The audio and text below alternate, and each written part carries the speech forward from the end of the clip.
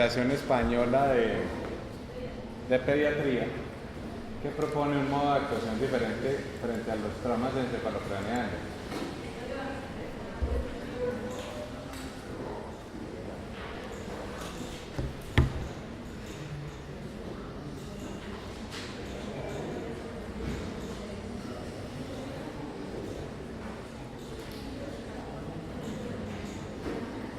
Siempre en la valoración del paciente con trauma encefalocraneano hay que tener en cuenta una cosa. Mire, los niños por definición son cabezones. Obviamente mientras más chiquito sea el pelado, la relación entre la cabeza y el resto del cuerpo es mayor. Si nos vamos a la etapa neonatal y en la etapa de lactantes hasta los 6 meses, más o menos se calcula que el área de superficie corporal a la cual corresponde la cabeza es entre el 25 y el 30%. Yo siempre jocosamente le digo a las mamás, mire, los niños son como los alfileres, siempre caen de cabeza, o sea que casi siempre lo que van a dar primero es la cabeza, y muy frecuentemente, yo diría que el 80 o el 90% de los TEC en pediatría son huevonadas. Muy frecuentemente a ustedes les van a llegar el peladito que cayó de la cama, entonces los llevan porque tiene 2 meses y se les cayó de la cama porque la mamá durmió, no es raro. Entonces ustedes tienen que saber que la gran mayoría responden fácilmente. Hay una valoración inicial del paciente con trauma encefalocraneano, donde hay obviamente una valoración primaria que no solamente está enfocada desde el punto de vista neurológico, sino que tiene algunos puntales que son un poquitico diferentes. Y hay una valoración secundaria que muchas veces está enfocada hacia y desde lo neurológico.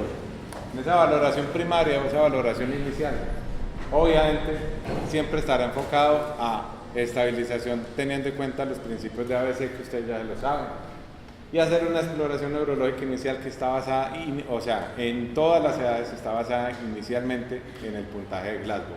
Recuerden que el puntaje de Glasgow varía o está modificado en los menores de 2 años por obvias razones, digamos en la limitación con el lenguaje, con lo que tiene que ver con el lenguaje.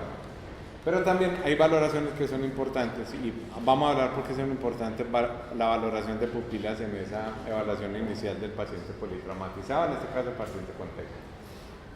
En esa valoración secundaria, una vez se ha estabilizado el paciente de acuerdo a los principios ABC, se averiguan antecedentes familiares y personales. No es lo mismo valorar un paciente que tiene secuelas neurológicas, por ejemplo, un niño que tenga secuelas neurológicas secundarias a una encefalopatía hipóxico-isquémica.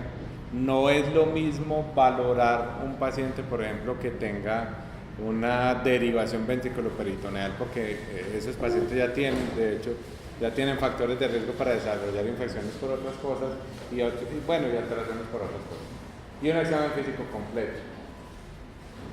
Obviamente entonces siempre en esa valoración inicial evaluar la apariencia, la respiración y la circulación, y en esa valoración del ABC básicamente determinar si la vía aérea es permeable o no es permeable, o si es mantenible o no mantenible. Recuerden que todo paciente que llegue con un TEC severo es un paciente que potencialmente tendrá compromiso de la vía aérea, es una vía aérea que no es mantenible por sí mismo, en algún momento va a fallar, así en el momento que lleguen a la institución todavía tenga algún tipo de respiración jadeante, por ejemplo. Hay que valorar si tiene respiración espontánea, pulsos periféricos presentes en este tipo de pacientes. Y obviamente una valoración neurológica inicial, esa valoración neurológica inicial, como les decía, es fundamental el Glasgow, que es modificado en menores de 2 años, y la escala ASBI, que es la escala de actividades de la vida diaria, y obviamente valorar las pupilas. Esta es la escala de Glasgow para todas las edades por encima de los 2 años, y esta es la escala de Glasgow modificada. Esto no es un invento colombiano, esto no es un invento latinoamericano, todas las academias que hablan de trauma dicen que las escalas de Glasgow deben estar pegadas en todos los sitios de atención o visibles en los sitios de atención de cualquier tipo de urgencias. Como les decía, como segundo punto fundamental, no solamente en la escala de Glasgow está la valoración pupilar. En esa valoración pupilar hay que tener en cuenta algunos puntos. Se define como reactividad pupilar a la luz, reacción positiva mayor a 1 milímetro de constricción Y asimetría pupilar es cuando hay diferencia entre las dos pupilas mayor a 1 milímetro. Las pupilas dilatadas se tienen como aquellas que son mayores a 4 milímetros y tienen una reacción a la luz menor a 1 milímetro. En esa valoración inicial del trauma encefalocraneano, valorar la cinemática bajo la cual se produjo el TEC. En ese orden de ideas, valorar la cinemática también habla de valorar la distancia a la cual el paciente se cayó o se aporrió. No es lo mismo un niño que se cae de una cama de 30 o 40 centímetros de altura a un niño que tiene una caída desde un chifonier o desde una cosa que mida más de 1 metro de altura. Valorar entonces si existen alteraciones en el estado mental, sospechas o evidencia de fracturas o lesiones penetrantes en la cabeza, si el paciente presentó convulsiones tan pronto se cayó o cuando ustedes lo están valorando también es importante. En esa evaluación neurológica entonces, como les decía, escala de Glasgow, respuesta pupilar, vigilar movimiento, evaluar movimientos oculares, la postura y la respiración, que es parte de esa exploración neurológica secundaria. ¿Por qué la postura? Porque la postura nos puede hablar a nosotros de algunas lesiones muy particulares. Entonces, la primera es la rigidez de corticación, después sigue la rigidez de cerebración y el último paciente es el que tiene flacidez reactiva, que es el típico paciente que tiene trauma encefalocraneano con trauma raquimedular. En las pupilas, dependiendo del tipo de pupilas que se encuentren, uno podría decir que ese paciente tiene una lesión en alguna parte u otra del sistema nervioso central. Generalmente los pacientes que tienen trastornos metabólicos tienen miosis reactivas, pacientes que tienen lesiones en el diencéfalo tienen miosis reactivas y los reflejos musculooculares están conservados. Los pacientes que tienen lesiones en el mesencéfalo tienen mydriasis media baja y tienen los reflejos abolidos. Cuando hay compromiso del tercer par hay mydriasis fija y cuando hay compromiso de la protuberancia hay miosis reactiva. Los movimientos oculares también nos pueden servir cuando el reflejo oculovestibular o el óculo cefálico están presentes, dice que el nivel anatómico afectado pueden ser hemisferios cerebrales, diencéfalo, mesencéfalo. Cuando los reflejos oculoencefálicos, oculovestibulares están ausentes, el compromiso es a nivel del bulbo de la protuberancia. Estos son los diferentes tipos de respiración de acuerdo al compromiso que tenga el paciente. El paciente que tiene compromiso a nivel de corteza está letárgico, tiene una actividad motora agitada, tiene una respiración de Cheyne-Stokes. El paciente que tiene compromiso a nivel del diencéfalo, está obnubilado, está estupuroso, tiene rigidez de corticación y no tiene un patrón de respiratorio claro. Este fluctúa desde las respiraciones apneicas hasta incluso la respiración de Kussmaul. Los pacientes que tienen lesiones en el mesencéfalo están en coma, tienen rigidez de cerebración, tienen un patrón respiratorio que es el patrón de Kussmaul. Los pacientes que tienen compromiso de la protuberancia están en coma y casi siempre están apneicos. Los pacientes que tienen compromiso a nivel del bulbo están comatosos, están flácidos y tienen respiración ataxicardia. ¿Cómo se clasifica entonces los pacientes que tienen TEC? De acuerdo a este TEC leve, moderado, severo, habla de que el paciente tiene alto riesgo, riesgo mediano o riesgo bajo de lesión intracraneal, que realmente es la que marca el pronóstico. ¿Qué se hace con un paciente con un TEC leve? El TEC leve, como les decía, el 90% de los pacientes en pediatría llegan con TEC leves, que es el que le cae de la cama, que le cae a la mamá, perdón. Se propone reposo relativo durante 24 o 48 horas. Se propone comprobar el estado neurológico cada 2 o 3 horas. Y aquí viene la pregunta de la mamá: doctor, ¿lo dejamos dormir? Y uno le dice: sí, señora, lo deja dormir. No tiene ningún problema. ¿Qué es comprobar el estado neurológico? Comprobar el estado neurológico no es que la señora le va a hacer un Glasgow cada 2 o 3 horas al peladito en la casa, ella no sabe. Entonces usted le van a decir: señor, usted cada 2 o 3 horas lo va a mover, lo va a tratar de despertar, déjelo dormir, pues si está dormido. Y si reacciona como él normalmente reacciona, quede tranquila. Porque hay pelados que duermen como el interno. O sea, parece que lo hubieran un coma barbitúrico, pero la mamá lo conoce mejor que nadie. O sea, si la mamá lo mueve, no, él reacciona igualito, déjelo tranquilo. Y hay otros que se despertarán más fácil, pero bueno.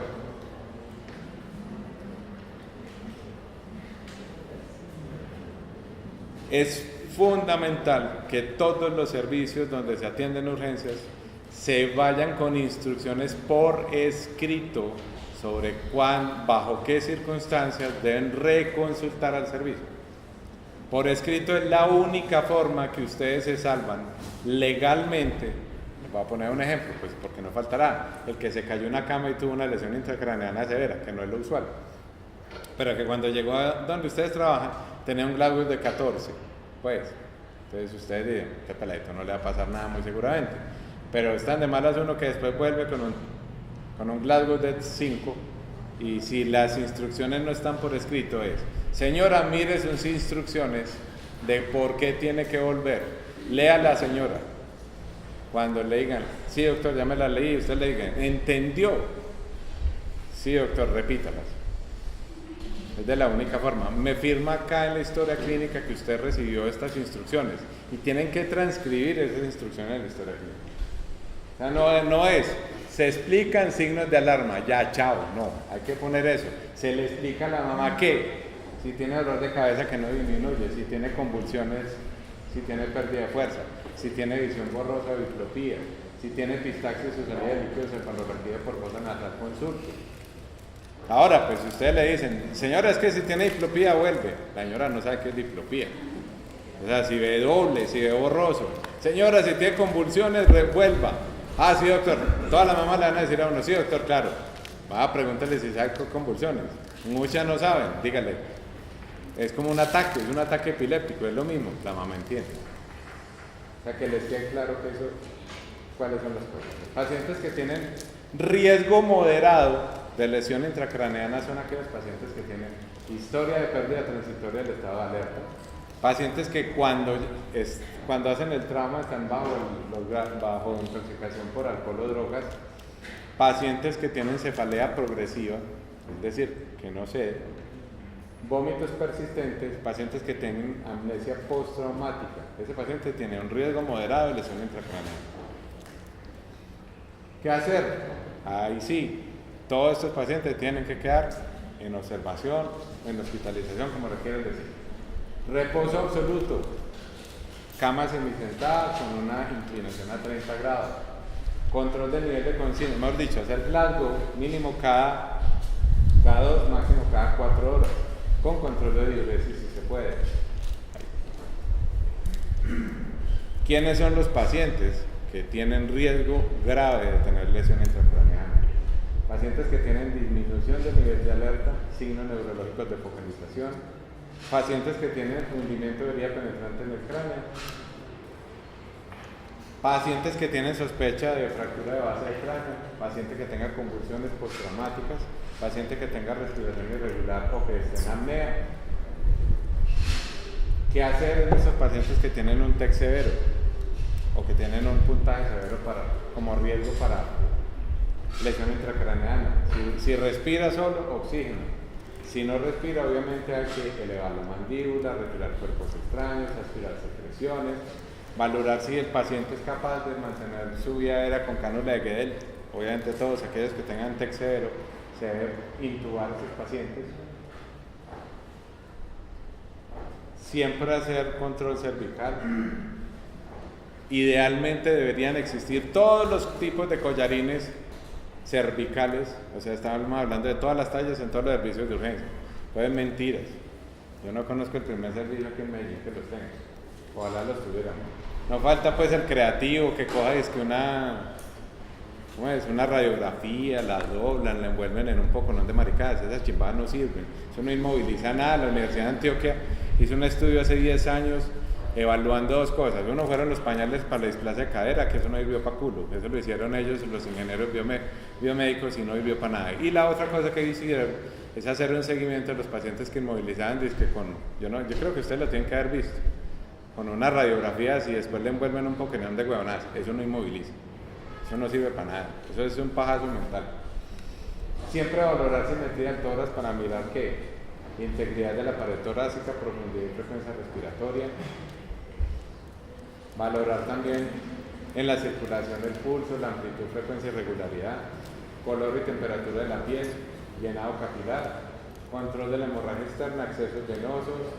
Siempre estos pacientes tienen que tener mínimo 2 accesos venosos, es lo ideal,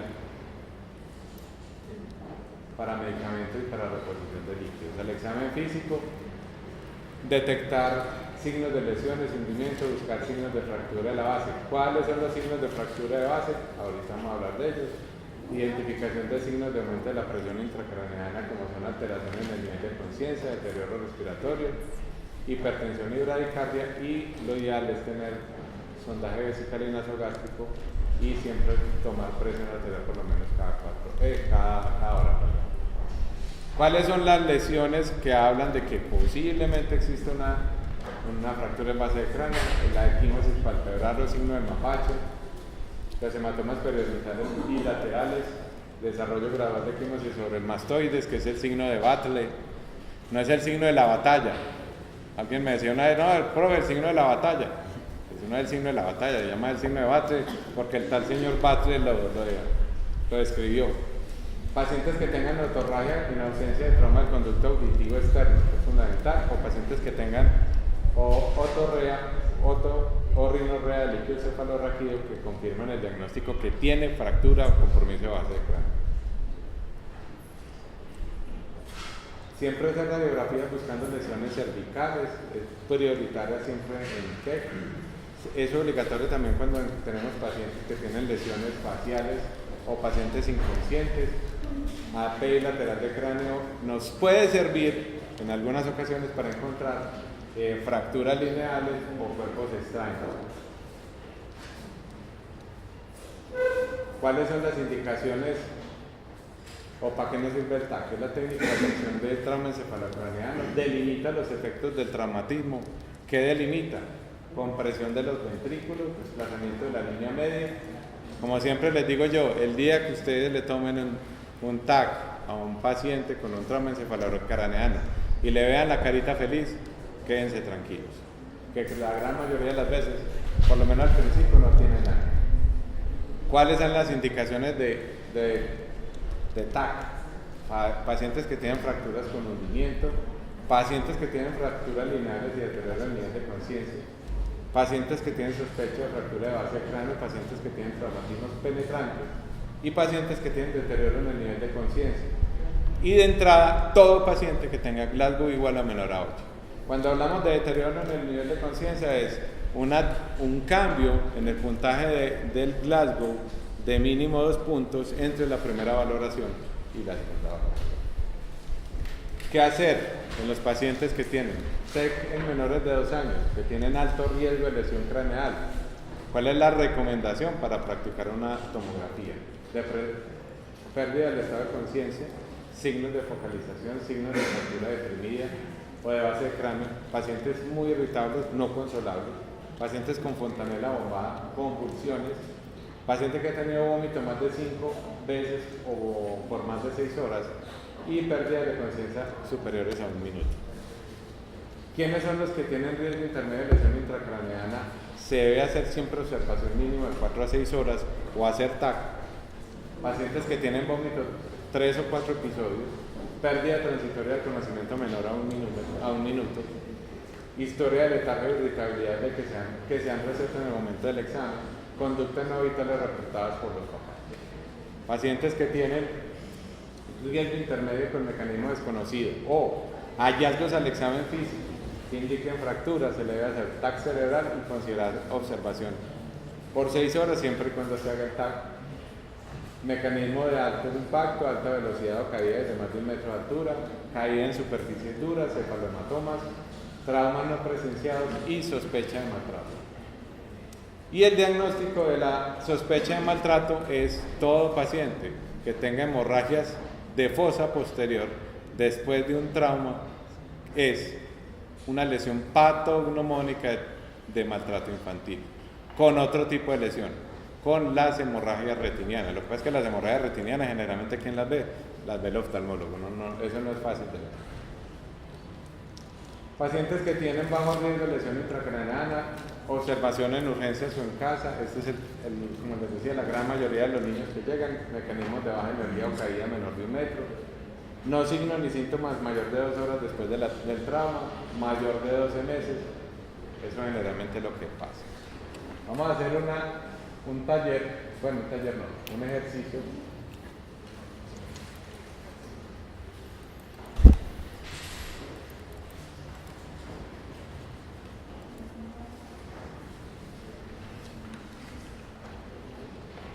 Como dicen por ahí, Corinto ya o casi de la vida real.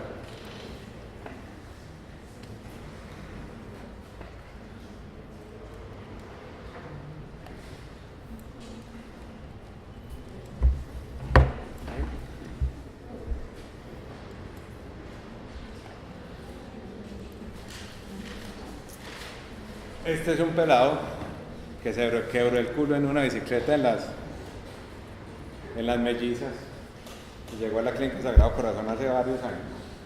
Es un paciente de 7 años que estaba montando en bicicleta y se cayó sin pérdida de la conciencia. La madre de las urgencias pues tiene mucho susto. Al examen físico le encuentran un hematoma epicráneo en el área parietal derecha y escoriaciones en cara. Está consciente, responde a órdenes. Claramente está orientado, dice que tiene mucho dolor de cabeza y abre los ojos espontáneamente.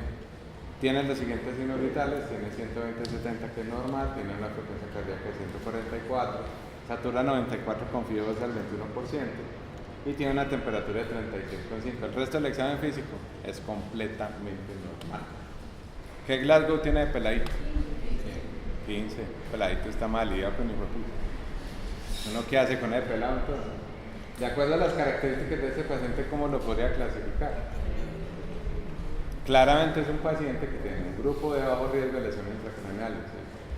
Él no clasifica como un mecanismo de baja energía, de pronto fue lo que de pronto no tuvieron en cuenta, porque realmente pues lo que decían los amiguitos con que él iban, es que ellos se tiraron por las Mellizas en Buenos Aires en bicicleta, que por esquivar un carro pues se dieron el jetazo pues, pero bueno. Está completamente asintomático, tenía un examen físico completamente normal. Ahora, aquí hay una cosa importante. Si existen garantías de que existe un adulto medio inteligente en la casa, uno lo manda para la casa, observación de 24 a 48 horas. ¿Qué instrucciones le darían a la familia del paciente? Vuelva a urgencias si tiene dolor de cabeza que no sean analgésicos, cefalea en aumento, si tiene convulsiones, si tiene pérdida de la fuerza muscular, si tiene cambios o alteraciones en la visión, si tiene epistaxis. ¿Y cuánto tiempo se debe observación en este paciente? Si lo van a dejar, porque puede pasar, les puede pasar a ustedes muy frecuentemente en urgencias, que ustedes digan, para mí ese niño no puede ir para la casa porque vino con la abuelita que tiene 90 años y la abuelita no tiene cómo entender todo este cuento. ¿Ustedes cuánto tiempo lo dejarían en observación? Oigo opciones. De 4 a 6 horas uno podría hacer ese cuento. Pero es como les digo, si uno tiene pues claramente identificado que no hay un adulto que lo cuide. ¿Cuánto tiempo se vigila la posibilidad de que aparezcan lesiones intracraneales postraumáticas? 6 horas, 12 horas, 24, 48, 72. ¿Cuánto tiempo? ¿Cuánto?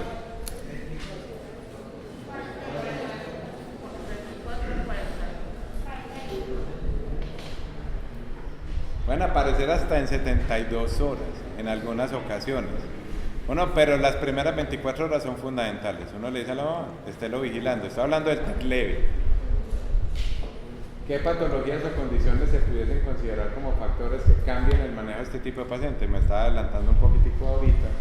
Pacientes que tienen antecedentes de trauma obstétrico con secuelas, o sea, el paciente que quedó con secuelas de una encefalopatía hipóxico-isquémica. Pacientes que tienen lesiones penetrantes. Pacientes que tienen politraumatismo, es decir, presencia de más lesiones traumáticas graves, periféricas o viscerales. Pues uno casi nunca cae de una bicicleta y lo único que porrea es la cabeza, o sea, era porrear otra cosita. Alteraciones neurológicas previas que impiden la valoración del paciente, o sea, paciente intoxicado, historia de coagulopatía previa, portador de válvula de ligación ventriculoperitoneal, consumo de drogas y alcohol, historia incierta, signos diferentes de maltrato y o sospecha de lesión cervical. Entonces miren lo que pasa, este pelado lo mandaron para la casa, instrucciones por escrito, le explicaron a la mamá, le explicaron al papá, le explicaron a la tía. Había 3 orombas ahí parados y se les explicó todo afortunadamente. A las 8 horas del alta de ese paciente la madre reconsulta, pues presentó un episodio de vómito. Al examen físico no hay ningún cambio. ¿Usted qué haría? ¿Le cambiaría el grupo de bajo riesgo a riesgo intermedio, sí o no?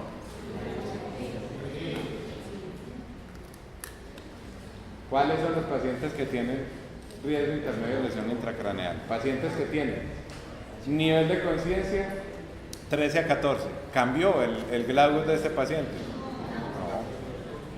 No. ¿Más de un episodio de vómito? No, hasta ahora no. Tiene un solo episodio. Amnesia postraumática, no mencionaron nada. Cefalea intensa. Mecanismo violento de producción. Uno podría decir, bueno, me preocupa que hayan reconsultado sabiendo que lo vi hace poquito, bueno, y podría hacerle una tomografía si quiere, pero normalmente yo no lo hubiera cambiado. Lo envían a la casa y posteriormente, a las 10 horas, con reconsulta por vómito pertinaz, cefalea progresiva, y al examen físico lo encuentran así. Apertura de ojos al dolor, tiene quejidos con dolor, retira los miembros superiores cuando se chuza con agujas, como pues al estímulo doloroso. Entonces el GLaDOS, ¿en cuánto le queda a este pelado? Háganlo, ¿cuánto le dan?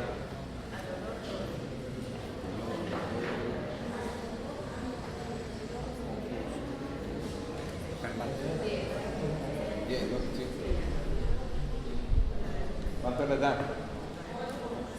¿Quién dijo 8?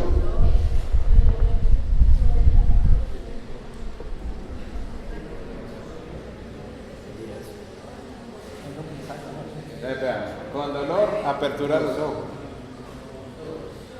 ¿Cuánto le dan? 2.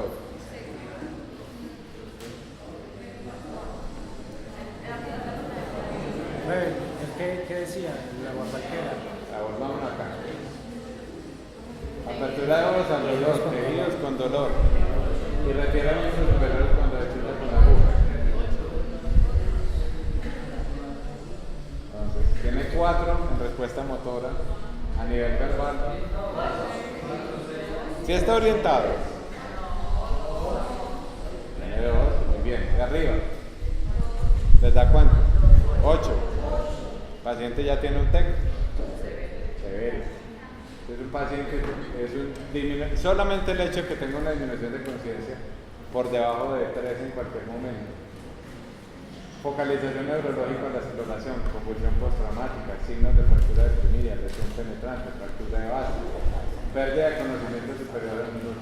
¿Qué hacer en este paciente? Obviamente el ABC, estudiar apendicubal, movilización de cuello, tomografía, obviamente debe ir a UCI.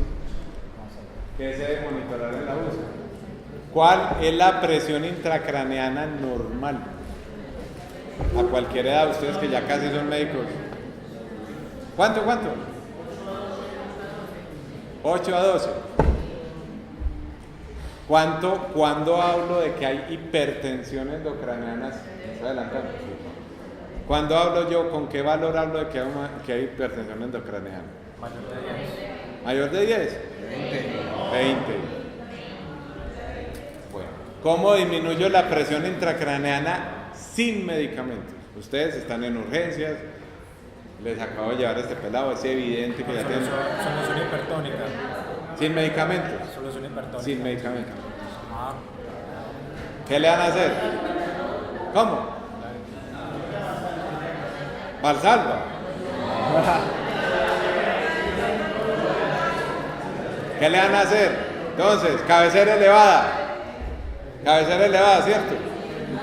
No. Claro. ¿Qué más le van a hacer? ¿Lo van a hiperventilar? Sí, lo pueden. O sea, usted no tiene medicamentos, le estoy poniendo pues el peor de los escenarios. ¿Qué más van a hacer? Lo único que tienen es líquidos. ¿Qué líquidos le van a poner? ¿Soluciones glucosadas? No. Isotónicas. Sí, y pueden usar hipertónicas, lo ideal sería usar hipertónicas. Pero nunca vayan a poner soluciones glucosadas. Acuerden que la glucosa genera acidosis, la acidosis, bueno, todo lo que genera pues la glucosa. Ah,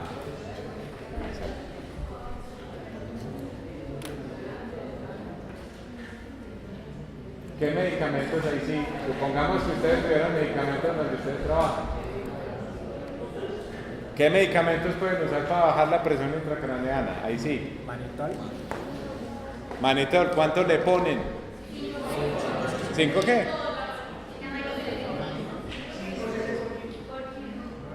5 cc por kilo. De manitol. Ay, manitol. Bueno. ¿Cuánto es la dosis mínima? 10.5 gramos por kilo. Se puede poner hasta 2 gramos por kilo. Los trabajos en los cuales se han utilizado dosis altas de manitol han tenido mejor supervivencia de los pacientes con trauma encefalocraneano. O sea, se puede usar por encima de 1 gramo. Pero sí, pues les valgo la de 5 pues para que no se le olvide. ¿Qué más? ¿Le ponen esteroides? No. ¿Qué más le ponen? Todos los pacientes con TEC severo se benefician de algún tipo de anticonvulsivante. Todos, estoy preguntando, todos se beneficiarían de algún tipo de anticonvulsivante. ¿Sí o no? Sí. ¿Cuál? Pregunto. ¿Ah? ¿Cuál? Diazepam. No. ¿Ah? ¿Por qué? Entonces ahí vuelvo al cambio. Hay dos tipos. Se podrían usar o barbitúricos o fenitoína. El fenobarbital, o bueno, los barbitúricos, incluyendo el fenobarbital, pueden tener algún efecto benéfico inicial, pero pasados los 45 minutos es un paciente que puede hacer hipotensión, apnea por lo mismo. O sea, si uno va a usar barbitúricos, tiene que ser en un ambiente controlado. La fenitoína sí está comprobado que en pacientes con TEC severo pueden reducir algunas complicaciones secundarias, o sea, pueden reducir el daño secundario por trauma encefalocraneano, lo pueden reducir. Entonces se podría utilizar dosis de carga 15 a 20 miligramos por kilo de fenitoína y pueden reducir. ¿Cuál es el problema también con la fenitoína? Es que también en algunas ocasiones puede producir hipotensión. Entonces, lo que uno podría hacer inicialmente es simplemente manejar o tratar de evitar el aumento de la presión intracraneal. Con medidas generales inicialmente y ya posterior pues, con medidas farmacológicas si ustedes tienen.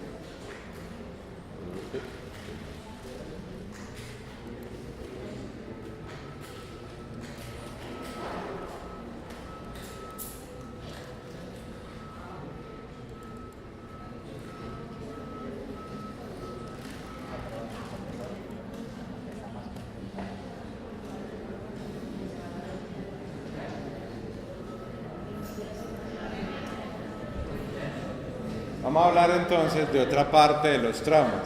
Generalmente el paciente pediátrico politraumatizado se muere de trauma encefalocraneano, pero hay traumas asociados. En el segundo puesto de los traumas asociados están los traumas con compromiso de miembros, o sea, traumatismos ortopédicos, que no vamos a hablar de eso, pero vamos a hablar, cada vez se va a ver más frecuentemente en nuestro medio traumas de tórax y traumas de abdomen. Tienen algunas connotaciones. El trauma de tórax en pediatría es poco frecuente, pero tiene una mortalidad alta, que puede ser por encima del 20%. Digamos, el trauma de tórax que produce fracturas, más frecuente de todos es la fractura costal, y puede tener mortalidades tan altas hasta el 42%. ¿Por qué? Porque los traumas costales en peladitos, si son muy altos o si son muy bajitos, tienen complicaciones distintas. Cuando hay fracturas costales muy altas, las lesiones de grandes vasos más o menos se pueden enfrentar entre el 10 y el 15%, las que son altamente mortales. Y cuando son fracturas costales muy bajitas, por tener órganos sólidos tan grandes, las lesiones hepáticas o incluso esplénicas pueden ser también muy frecuentes. ¿Cuál es la lesión más frecuente a nivel de trauma de tórax, entre tórax cerrado y tórax abierto, la lesión más frecuente de todas es la contusión pulmonar. ¿Y por qué la lesión más frecuente? Es porque la parrilla costal del paciente pediátrico es supremamente flexible y al ser muy flexible absorbe la gran mayoría de las contusiones, por lo menos en los... Estamos hablando de trauma cerrado, entonces la lesión más frecuente son las contusiones pulmonares, seguidas por fracturas costales, neumotoras y o hemotoras. Entonces, las características del tórax del pelado generalmente es una mayor elasticidad de la caja torácica, por eso tienen menores fracturas costales que los adultos y por eso tienen más contusiones pulmonar, pues más contusión pulmonar. Tienen una movilidad del mediastino que digamos que balotea el mediastino adentro del tórax, hace que hayan menos lesiones en grandes vasos, la tráquea se estrecha, corta, más compresible, con puntos de mayor estrechez en cartílago, cricoides, y por lo cual tanto tienen más riesgo de insuficiencia respiratoria, tienen una menor capacidad funcional residual y tienen un mayor consumo de oxígeno. Se pueden clasificar los traumas de tórax en penetrantes y no penetrantes, los cerrados. Los penetrantes obviamente se definen como penetrantes a pleura, perforantes a cavidad torácica, entra y sale de ella, pueden pasar así. Y los cerrados son golpes directos, indirectos, por compresión, por alteración de la velocidad, por inmersión o por ahorcamiento. O sea, uno podría hablar que hay lesiones, o sea, que se producen dentro del tórax por ahorcamiento. También uno puede clasificar las lesiones del tórax o las lesiones en el tórax como lesiones letales, que son las que tienen riesgo de muerte inminente, son la obstrucción de la vía aérea, el neumotórax a tensión, neumotórax abierto, neumotórax masivos, tórax inestable, taponamiento cardíaco y desgarro aórtico. Es supremamente raro en pediatría, pero cuando pasa casi siempre muere. La obstrucción de la vía aérea generalmente se presenta casi siempre en menores de 6 meses, son respiradores nasales obligatorios. La caída de la lengua hacia atrás hace que en inconsciencia pues, se obstruyan con la misma lengua. Por eso la tracción de mandíbulas en estos pacientes para despejar la vía aérea de los cuerpos extraños, que pueden ser restos alimentarios, secreciones, sangre, piezas dentarias, restos de vegetales y minerales, hay que tratar de extraerlos, pero cuando se ve. Esta es una peladita que tragó una areta, entonces obviamente cuerpo extraño. ¿Cuáles son las indicaciones de intubación en la obstrucción de vías aéreas? Obstrucción de vía aérea que no corrige contracción cervical, la prevención de aeroconspiración, glagio menor de 8, lesiones de cara o cuello que necesiten cirugía para desobstruir, paciente que llega en apnea o está hipoventilado, trauma torácico grave, choque hipovolémico, incremento de la presión intracraneal. Como les digo yo, cuando un peladito se atragante, si tose, déjelo. Si no tose, llore que se va a morir. Si el peladito no es capaz de toser o no es capaz de hablar, llore, ese peladito va a morir. O sea, tienen que correr a hacerle una maniobra, la que quieran, la de Henry, usted ya lo sabe. Intubación, todo paciente politraumatizado, considerar el estómago lleno, maniobra de Selig, asistencia rápida, monitorización, tracción axial de la columna. Neumotoras a tensión, entrada aérea, espacio pleural por lesión directa o del parénquima pulmonar, por ruptura del árbol traqueobronquial, por perforación esofágica, por penetración directa de espacio pleural. Yo ya he visto en mi vida 3 perforaciones esofágicas por intubación. O sea, llegó el médico lindo, ay, voy a intubarlo, y con la valva, que actúa como un bisturí a veces, rompen el esófago y se murió. Los 3 están muertos, pero bueno. El pulmón se colapsa, el mediastino se desvía al lado contrario, comprime el pulmón sano, disminuye el retorno venoso, obviamente se altera la oxigenación y la ventilación. Entonces hay síndrome de dificultad respiratoria severo, disminución o abolición del murmullo vesicular unilateral, timpanismo, desviación de la tráquea hacia el lado contrario, desviación del PMI hacia el lado contrario, irritación yugular, cianosis, choque.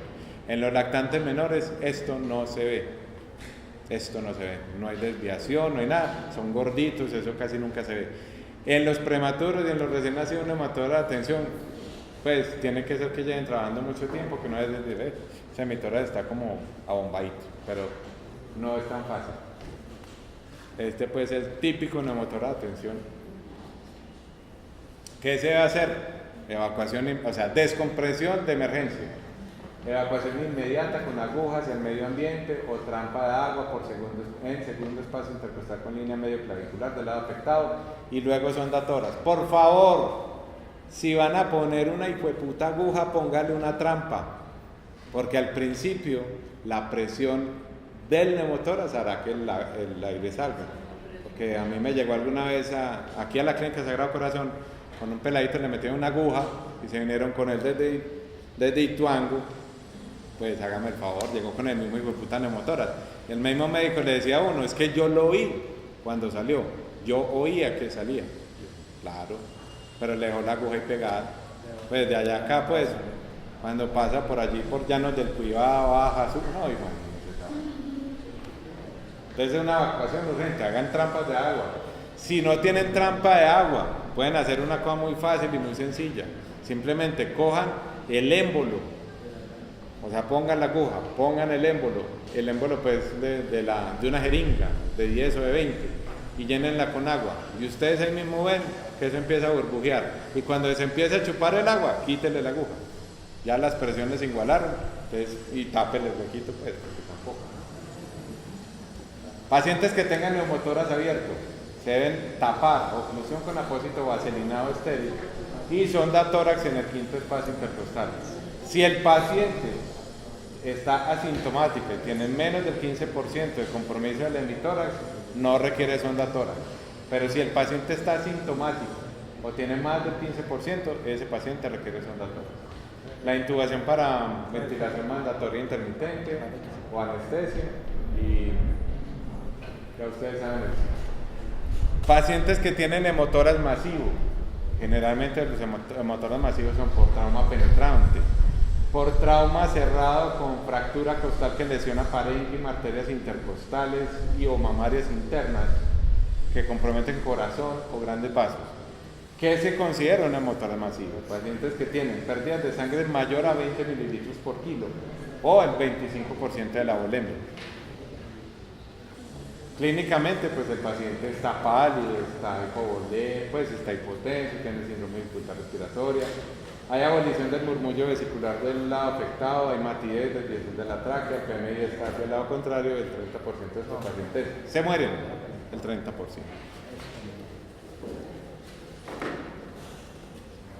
¿Qué hay que hacer? Reponer la volemia, la evacuación con sonda tórax lentamente en el quinto espacio intercostal, toracotomía. ¿A quiénes se le hace toracotomía? A usted no les va a tocar eso, si ustedes miran al cirujano y eso le toca a él. Si el drenaje inicial es mayor al 30% de la volemia, o que tenga unas pérdidas mayores a 25 mililitros por kilo, o si tiene una pérdida continua mayor a 2 a 3 centímetros por kilo por hora, se considera un hemotórax masivo en esas primeras 6 horas. Si el paciente tiene inestabilidad hemodinámica, verbigracia cual, hipotensión, y sobre todo si es refractaria sin otro foco. Tórax paradójico es el paciente que tiene fracturas de 2 o más costillas adyacentes o si estas se fracturan en 2 o más sitios. En pediatría son rarísimos. Produce movimientos paradójicos del tórax durante el ciclo respiratorio, succión en inspiración y se abomba en expiración. Rarísimo, niño. El tratamiento es conservador. Si no tiene trauma encefalocraneano, si no hay contusión pulmonar, si está estable hemodinámicamente. El tratamiento es oxígeno para saturarnos por encima del 93%. Fundamental la analgesia, eso duele como un berraco. Restricción de líquidos al 75%. Ventilación mecánica si continúa hipoxémico o hipercápico o si tienen acidosis respiratoria mixta. Taponamiento cardíaco, rarísimo también en pediatría, se puede producir por trauma penetrante o cerrado. Tienen sangrado progresivo en cavidad pericárdica, se comprime el corazón, disminuye el volumen cardiaco derecho, cae el volumen latido por disminución en la precarga y en el gasto cardíaco. Hacen shock cardiogénico, que se hace diagnóstico con la triada de Beck, hay hipotensión, ruidos cardíacos alejados, ingurgitación yugular, el paciente se torna inestable. A estos pacientes hay que hacerle pericardiocentesis y a algunos pues obviamente toracotomía. Yo a mí en el rural me tocó hacer 2 ventanas pericárdicas, pero pues eso se podía hacer en esas épocas. Trauma de aorta o desgarros por trauma de aorta, el 90% de los pacientes fallecen en el sitio del accidente. Generalmente son lesiones en unión de la aorta Clínicamente se manifiestan con dolor retroesternal o interescapular, disnea, disfagia, disfonía y paraplegia. Son muy frecuentes asociados a fractura de esternón, costillas superiores o columna torácica. Y pueden haber algunos síndromes de pseudocoartación en estos pacientes porque generalmente lo que encuentran es hipertensión en miembros superiores e hipotensión en miembros inferiores. Radiológicamente se ve ensanchamiento mediastinal y paravertebral, arco aórtico prominente, habilitación de líneas paraórticas, desviación de tráquea y esófago, depresión de bronquio izquierdo, motoras. El diagnóstico es o quirúrgico o por aortograma, o sea, pues, mejor dicho. Esta es una lesión de aorta de un pelado de 8 años que le dieron un balazo, se murió, no hubo nada que hacer, pero... Ahora pasamos a las lesiones potencialmente letales en trauma de tórax. Entonces están la más importante de todos y la más frecuente de todas las lesiones es la contusión pulmonar. Las rupturas del árbol traqueobronquial rarísimas, las rupturas esofágicas también, la hernia diafragmática traumática, las contusiones cardíacas y el síndrome de asfixia traumática, que es el ahorcamiento. Es el niño ahorcado, ahora que estamos como en moda de estar viendo a los niños por maltrato infantil muchísimo más frecuentemente. La contusión pulmonar es mucho más frecuente en niños que en adultos. Uno diría que en adultos es supremamente raro, es la lesión más frecuente por trauma cerrado en peladitos. Produce alteraciones en la ventilación perfusión. Clínicamente estos pacientes, como se ven, taquipnéicos, tienen dificultad respiratoria, tienen crépitos, pueden tener hemoptisis en algunas ocasiones, hay cianosis, y puede no necesariamente haber hallazgos físicos de trauma en la pared torácica. El diagnóstico se hace por rayos X seriados para mirar la evolución con desviaciones focales o difusas y generalmente hacen resolución entre 4 o 6 días. Es el paciente X que llega con contusión pulmonar, ustedes le toman la radiografía y le ven hallazgos claros de contusión, que es exactamente o muy parecido a los hallazgos de una neumonía, con la diferencia que usted a los 5 o 6 días le toma la radiografía de la neumonía y la neumonía sigue ahí, a diferencia de la contusión. El tratamiento: oxígeno, restricción de líquidos, analgesia y mantener la hemoglobina. Lo ideal es por encima de 10 para que se mejore por muchas cosas. Miren que al principio uno puede tener contusiones pulmonares que clínicamente son o radiológicamente son indistinguibles de, por ejemplo, de neumonía. Por ejemplo, en este paciente tiene una contusión pulmonar y miren esa contusión pulmonar a los 7 días ya no tenía hallazgo. Las rupturas del árbol traqueobronquial son las de mayor gravedad por trauma cerrado, están asociadas con otro tipo de traumas. Clínicamente estos pacientes tienen dolor esternal, disnea, hemoptisis, enfisema subcutáneo, estridor y disfonía. Radiológicamente o en los rayos X, cuando hay compromiso de las primeras y segundas costillas, generalmente hay neumotórax, atelectasias refractarias, y en la broncoscopia se pueden observar algunos tipos de lesiones de estos, pues es más fácil hacer el diagnóstico. El tratamiento es quirúrgico. Las rupturas esofágicas son más frecuentes en las lesiones penetrantes, tienen una morbimortalidad inversamente relacionada con el tiempo de diagnóstico. El dolor cervical es uno de sus síntomas o precordial, hay disnea, disfagia, hay enfisema subcutáneo característico, hay disfonía y drenaje sanguinolento por sonda orogástrica. En la radiografía hay aire retrofaringeo, enfisema subcutáneo mediastinal y puede haber derrame pleural. El diagnóstico puede ser por esófago estomagoduodeno y el tratamiento es quirúrgico. Las hernias diafragmáticas traumáticas, sobre todo en los peladitos muy chiquitos, en los lactantes menores que van de pasajeros en automóviles, el 75% de las hernias diafragmáticas son post-traumas cerradas en accidentes automovilísticos. El 80% de esas hernias diafragmáticas son izquierdas. Pacientes tienen dificultad respiratoria, hipoxemia, pueden tener contusión pulmonar, hemonotórax. En la radiografía hay vísceras en tórax, sonda orogástrica incurvada en tórax, y ven uno que la sonda orogástrica ¡pum!, penetra en tórax. Pérdida del contorno diafragmático, del tratamiento es quirúrgico. Entonces, una hernia diafragmática izquierda de un niño de 3 años que iba en el carro con el papá y con la mamá, y afortunadamente pues no pasó bien, nuestros pacientes tienen tratamiento. La contusión miocárdica es rara en pediatría, pero se presenta casi que clínicamente igual a casi que un infarto. Clínicamente es igual a un infarto agudo de miocardio, puede tener falla cardíaca, arritmias supraventriculares y o ventriculares, pueden llegar a shock cardiogénico. Se sospecha en compromiso external, dolor precordial, asfixia, fractura de columna dorsal o aplastamiento de tórax, pacientes que tienen hipertensión sin causa o arritmias, pacientes en el electrocardiograma tienen los mismos cambios de un paciente con un infarto. El diagnóstico es ecocardiográfico, pues también hay elevación de las troponinas y el tratamiento es médico. La asfixia traumática o el pelado ahorcado, que es el síndrome compresivo torácico agudo, se presenta inicialmente con el signo del ahorcado o de edema y cianosis en esclavina, en cabeza, cuello, subcuello, parte superior de tórax. Tiene petequias en el fondo de ojo, conjuntivas, párpado, lengua y labios. Está el sensorio comprometido, tiene dificultad respiratoria, tiene hemoptisis y tiene falla respiratoria. Este paciente es indicación siempre de hacer TAC de cráneo, TAC de tórax y TAC de abdomen. El tratamiento siempre es proteger columna, evitar edema cerebral, favorecer retorno venoso, mantener oxigenación y descartar lesiones asociadas. Este mono era de una vereda de Fredonia que lo ahorcó el papá. Ese peladito lo ahorcó el papá. Miren las lesiones que tenía en el paladar, que estaba lleno de peteques. Ese es el niño, pues el típico síndrome del ahorcado. Debajo de la lengua también tenía morados y peteques.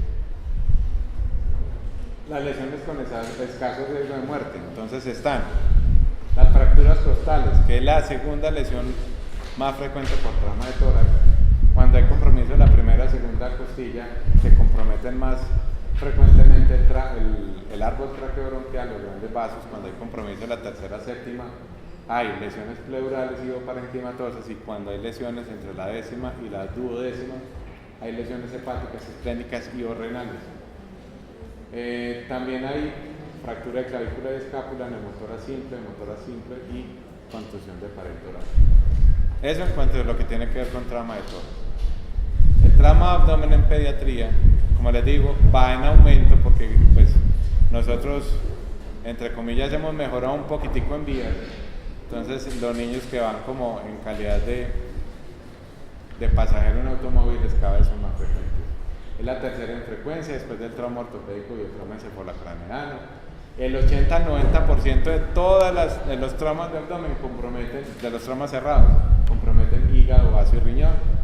Las lesiones penetrantes, más o menos del 10 al 50%, comprometen hígado, intestino delgado y colon. Tienen una mortalidad del 10% cuando hay compromiso de órganos sólidos. Cuando hay compromiso, hay perforaciones intestinales, la mortalidad es del 20%, y la mortalidad se aumenta cuando hay lesiones de grandes vasos. ¿Qué hace que un pelado tenga más predisposición a las lesiones viscerales que, por ejemplo, un adulto? Los órganos sólidos son relativamente más grandes. Estamos hablando de dos órganos en particular, que son básicamente el hígado y el vaso. Si hacemos un índice con respecto al resto del cuerpo, la musculatura abdominal es menos desarrollada, pero hay una causa que es estos pacientes, o el paciente pediátrico tiene menos grasa perivisceral. Entonces digamos que hay un menos amortiguamiento de esa grasita. Los ligamentos intraabdominales son más elásticos y la vejiga, el hecho de que la vejiga esté en cavidad abdominal hace que también existe este tipo de cosas. El mecanismo de trauma, el accidente de tráfico como pasajero. Recuerden que una de las medidas que se exigen hoy por hoy para que los niños vayan en automóvil es que siempre tienen que ir en silla y siempre mirando hacia atrás. Los menores de 2 años. Las lesiones por cinturón en banda a tubo digestivo y columna lumbar son muy frecuentes. También existen las lesiones en cinturón en X o en silla especial, que son las que disminuyen el riesgo. O sea, hoy por hoy los carros, los automóviles que cumplen con la norma Euro 4, 5 y 6, que es la última, tienen que tener cinturones en X, porque son cinturones que tienen 4 puntos de apoyo en el cuerpo. Entonces se supone que eso disminuye el riesgo de lesión en abdomen. Siempre en sentido contrario a todos los menores de 2 años, para evitar las lesiones por desaceleración. En los mecanismos de trauma, una falta de hipócrita que le dan un revólver a un peladito, pues para que juegue así. Entonces las bicicletas, por impacto directo, pueden producir pancreatitis, los traumatismos directos, caídas de caballo, deportes de contacto, caídas e impactos contra un objeto duro o por maltrato del cuerpo. El atropellado, digamos, el niño atropellado tiene un mayor riesgo de tener lesiones intraabdominales porque hay una relación entre la talla del niño y el automóvil que obviamente es menor. Los niños mayores y adultos tienen traumas también en extremidades y generalmente los vehículos más pequeños con niños menores tienen también traumas en tórax y abdomen. Esta es la típica lesión producida por el cinturón de seguridad, por los cinturones que son horizontales. Siempre la valoración es el ABC completo, el examen físico completo, en abdomen buscar lesiones externas o lesiones que hablen de shock, inestabilidad hemodinámica, distensión abdominal, hemorragias externas. Tardíamente los pacientes pueden tener peritonitis y o sepsis. Si estos pacientes tienen fractura de pelvis y tórax, descartar lesión abdominal. Cuando haya lesiones retroperitoneales, no siempre van a encontrar irritación peritoneal. Cuando hay compromiso intratorácico, se deben hacer funciones, sobre todo en el cuarto espacio intercostal con dolor de costal, aparte que comprometen el hígado, vaso, estómago y colon. Cuando es compromiso intraabdominal puro, generalmente son lesiones en dolor de costal, y lateralmente en flancos, comprometen intestino delgado, intestino grueso, hígado, vías biliares, vaso, estómago y vejiga.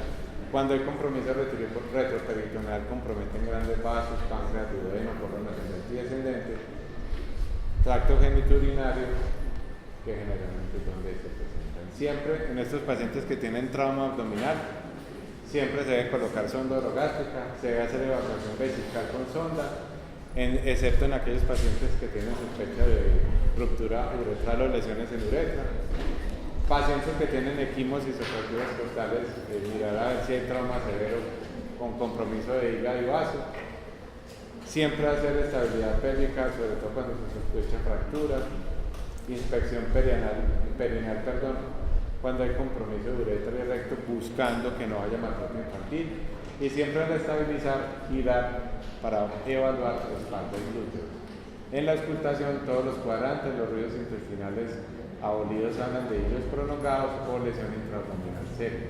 En la palpación siempre, mirando la cara del paciente, observar los gestos del paciente, iniciar por lugar sin evidencia de lesión, y se debe hacer tacto rectal buscando que no haya sangre en guante, que habla generalmente de herida de recto o de sigmoide. ¿Qué exámenes pueden ayudar? El hemograma para ver qué tanto compromiso hemorrágico hay siempre que hacer hemoclasificación de pruebas cruzadas. Las transaminasas están elevadas cuando hay lesión hepática más de 10 veces el valor basal. Las amilasas y las lipasas generalmente están elevadas en pacientes con lesión pancreática, entre 10 y 20 veces. El citoquímico de orina es fundamental, nos puede ayudar, pero la hematuria microscópica se puede encontrar en compromiso de riñón, de hígado e inclusive de vaso, por circulación aledaña. Pueden haber trastornos electrolíticos y ácido básicos, como acidosis metabólica por la misma hipovolemia y por el estrés. Todo paciente politraumatizado necesita rayos X de columna cervical, tórax y pelvis. Si está estable, monitorización clínica y paraclínica, rayos X de abdomen en trauma penetrante, buscando un neumoperitoneo o cuerpos extraños. Hacer ecografía abdominal. La ecografía abdominal en el paciente politraumatizado, sobre todo en el paciente pediátrico, es operador dependiente, porque básicamente lo que buscamos es líquido libre en cavidad peritoneal. Hay radiólogos que son capaces de decirle a uno que ya ese niño tiene líquido libre con líquidos tan pequeños como 2 o 3 centímetros cúbicos. Hay otros que con 40 no lo ven. Entonces, no se hacen lavados peritoneales, el tacto abdominal obviamente ayuda mucho.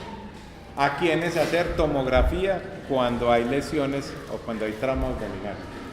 Sospecha de lesión intraabdominal cuando el mecanismo de lesión, por ejemplo, lesiones por maniobra de bicicleta, cinturón de seguridad, se presenta. Pacientes que tienen hematocrito en descenso sin evidencia de sangrado, pacientes que tienen imposibilidad de hacer el examen físico abdominal, es decir, el paciente inconsciente, con politrauma. pacientes con equimosis en pared abdominal, pacientes con hematuria macroscópica, con empeoramiento clínico, con necesidad alta de líquidos en reanimación inicial, pacientes con TEC moderado severo, que además tienen trauma cerrado abdomen, pacientes con trauma de abdomen con anestesia por otra causa.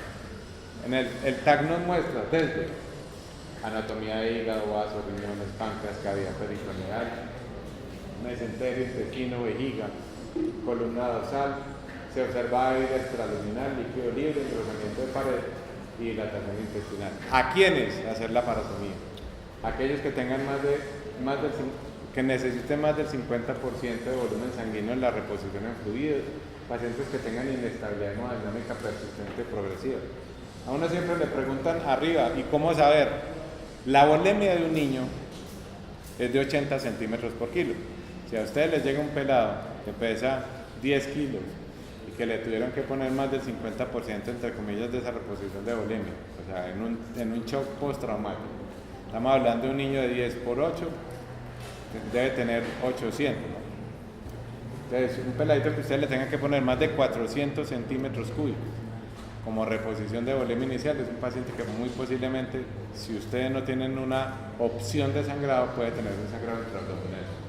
Pacientes con traumatismo penetrante, sospecha de confirmación de perforación intestinal, necesidad de neurocirugía urgente que no permite realización de TAC. Este paciente es indicación de la paratomía infantil. La paratomía al mismo tiempo de hacer la valoración de neuro. ¿Cuáles son las lesiones específicas en cuanto a lo que tiene que ver con trauma de abdomen en peladito? El vaso es el más afectado en el trauma cerrado. ¿Qué se hace en estos pacientes? Restricción de actividad física hasta que desaparezcan los signos radiológicos de lesión. ¿Qué se hace cuando hay lesión hepática? Es el segundo más común en trauma cerrado y el primero en trauma penetrante, intentar manejo conservador si hay estabilidad hemodinámica. Cuando hay compromiso de páncreas, el 80% son leves, no necesitan cirugía, y los riñones son las lesiones más leves de todas. La gran mayoría solucionan solas, sin ninguna necesidad de hacer ningún tipo de tratamiento. Bueno muchachos, hagamos la segunda de puericultura para que hablamos de meningitis.